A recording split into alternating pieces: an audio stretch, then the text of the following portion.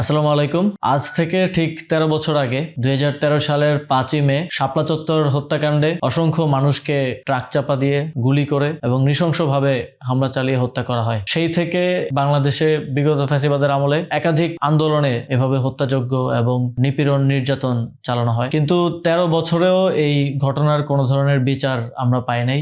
যেই শহীদ পরিবারের সদস্যরা শহীদ হয়েছেন, মারা গিয়েছেন, অনেক পরিবারের একমাত্র কর্মক্ষম ব্যক্তিটি সেখানে শহীদ হয়েছেন, তারাও কোনো ধরনের বিচার পায়নি। আমি যখন দায়িত্বে ছিলাম তখন আমরা দেখি যে প্রায় এ ধরনের একটা ঘটনার 12-13 বছর পরও এই শহীদদের কোনো স্বীকৃতি নেই। যখন আমরা শহীদদের পরিবারের সাথে কথা বলতে যাই এবং শহীদদের নিয়ে যারা কাজ করেছেন, যারা তালিকা করার চেষ্টা করেছেন সে সময় তাদের সাথে কথা বলি, তখন আমরা জানতে পারি যে ইভেন তালিকা করার সময়ও অনেক শহীদ পরিবারের সদস্যরা তাদের পরিচয় দিতেও ভয় পেতেন। তখন এরকম একটা ভয়ের সংস্কৃতি তৈরি করে রাখা হয় এবং সে সময় দেখেছি যে সরকার প্রধান থেকে শুরু করে সকল স্টেট মিডিয়ার মাধ্যমে এটা বলা হয়েছে যে শাপলা চত্বরে কোনো হত্যাকাণ্ড হয়নি, শাপলা চত্বরে কেউ মারা যায়নি, এবং এই পুরো ঘটনাটাকে ইতিহাস থেকে মুছে ফেলার এক ধরনের চেষ্টা করা হয়েছে। কিন্তু সে সময়ও আমাদের কিছু দুঃসাহসিক সহযোদ্ধা তারা সে সময়ও ডকুমেন্টেশন করার চেষ্টা করেছেন। বিভিন্ন মানবাধিকার সংস্থা সে সময়কার ভিকটিমদের তালিকা করেছেন এবং এই তালিকা করার কারণে মানবাধিকার সংস্থাগুলোকেও বিভিন্ন ধরনের দমন পীড়নের, মানবাধিকার কর্মীদেরকেও গ্রেফতার হতে হয়েছে আমরা দেখেছি।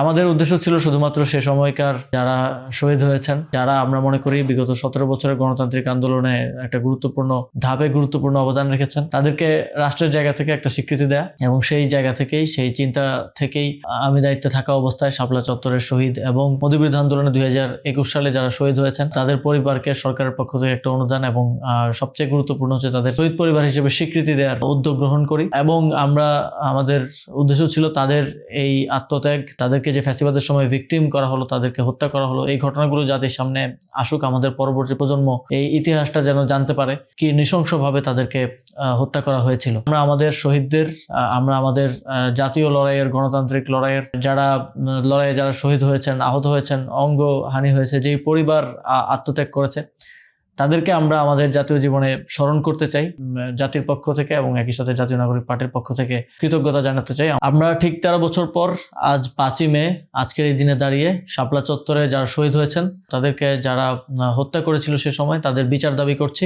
এবং আমরা মনে করি যে শহীদ পরিবারের এবং সেই শহীদের সন্তানদের, পরিবার পরিজনদের এই বিচার পাওয়ার অধিকার আছে, এবং এই বিচার নিশ্চিত করার মাধ্যমেই আগামী দিনে যে কোনো ধরনের সরকারি নিপীড়ন, গণহত্যা এবং সরকারি বাহিনী ব্যবহার করে এ ধরনের আন্দোলনকে দমন পীড়নের সংস্কৃতি থেকে আমরা বেরিয়ে আসতে পারবো বলে আমরা বিশ্বাস করি।